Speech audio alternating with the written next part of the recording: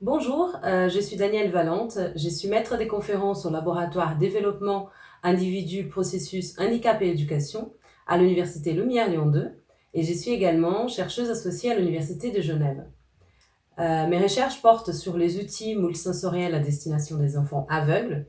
J'ai conduit mes recherches principalement en partenariat avec la maison d'édition Les Doigts qui rêvent, une maison d'édition qui conçoit et édite des livres tactiles illustrés comme ceci, des livres où nous pouvons trouver de l'écriture en braille, de l'écriture classique et des illustrations à toucher. Mes recherches qui se situent dans le croisement du design et de la psychologie s'intéressent principalement au contenu de ces illustrations. Autrement dit, je m'interroge sur la façon de représenter les objets dans le livre en passant par d'autres sens que la vue. Imaginons par exemple un arbre. Comment nous pouvons faire pour le représenter dans un livre d'une façon qui soit, par exemple, que se réfère par exemple à la texture de feuilles ou la texture du tronc, ou si nous pensons maintenant à un toboggan, au lieu de les représenter dans sa forme visuelle vue à distance, comme on a l'habitude de faire dans les livres pour enfants voyants, l'idée serait d'explorer d'autres expériences, comme par exemple l'expérience du corps qui glisse sur la pente du toboggan. L'objectif de cette vidéo, co-construite en partenariat avec Les Doigts qui rêvent, est de vous donner des idées d'activités sensorielles à réaliser à la maison avec votre enfant aveugle ou voyant. Je vous montrerai comment ces activités explorent d'autres façons, d'une façon créative et ludique, d'autres façons d'être en rapport avec les objets, d'autres expériences perceptives qu'est la vision. Une première activité très facile à mettre en place et sans avoir besoin d'avoir un matériel spécifique est les mémories des sensations. Alors, la règle du jeu est simple. Avec votre enfant, vous touchez un objet et vous commentez la sensation tactile, ce que vous ressentez dans votre main quand vous touchez cet objet. Et l'objectif est de trouver dans la maison un objet qui donc vous donne la même sensation tactile. Cette activité va permettre d'explorer avec votre enfant des propriétés des discriminations qui sont propres au toucher. La littérature, elle distingue deux types de perceptions tactiles manuelles, la perception cutanée et la perception haptique. Alors, la perception cutanée, c'est quand vous posez votre main immobile sur une surface. Par exemple, quand vous posez votre main sur la table ou quand vous venez poser un objet sur votre main et que vous ne bougez pas la main. Donc, dans ce cas-là, vous allez ressentir uniquement ce qui est en contact avec votre peau.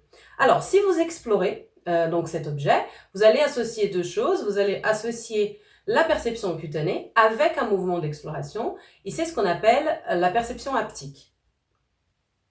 Donc, c'est la perception haptique que nous utilisons le plus souvent dans la vie quotidienne, et c'est cette exploration, cette perception, que vous allez donc explorer avec votre enfant dans ces jeux mémories de sensations.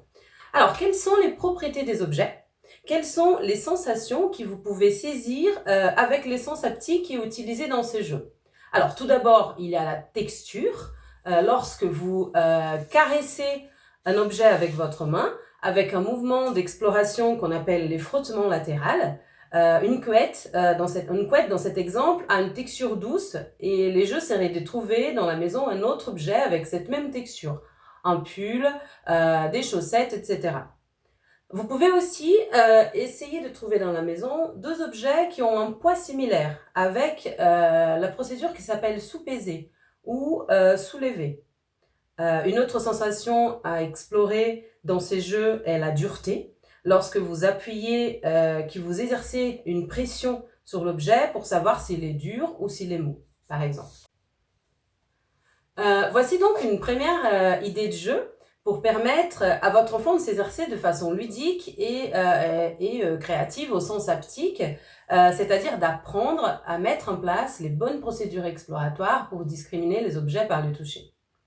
Une autre activité que vous pouvez réaliser aussi, c'est de mettre plusieurs petits objets dans un petit sac en tissu pour le cacher de la vue. Et les buts du jeu seraient ici de sortir du sac un objet uniquement en le touchant et sur la base des 2 indices haptiques donnés par un partenaire de jeu. Au travers ces petites activités sensorielles à faire à la maison, vous allez voir qu'il est touché. Il peut être très efficace, il peut être très bon pour reconnaître des objets par ses propriétés matérielles, c'est-à-dire la texture, le poids, la température, la dureté, etc. Et par contre, il est moins bon pour discriminer les propriétés spatiales des objets, c'est-à-dire sa forme et sa position dans l'espace.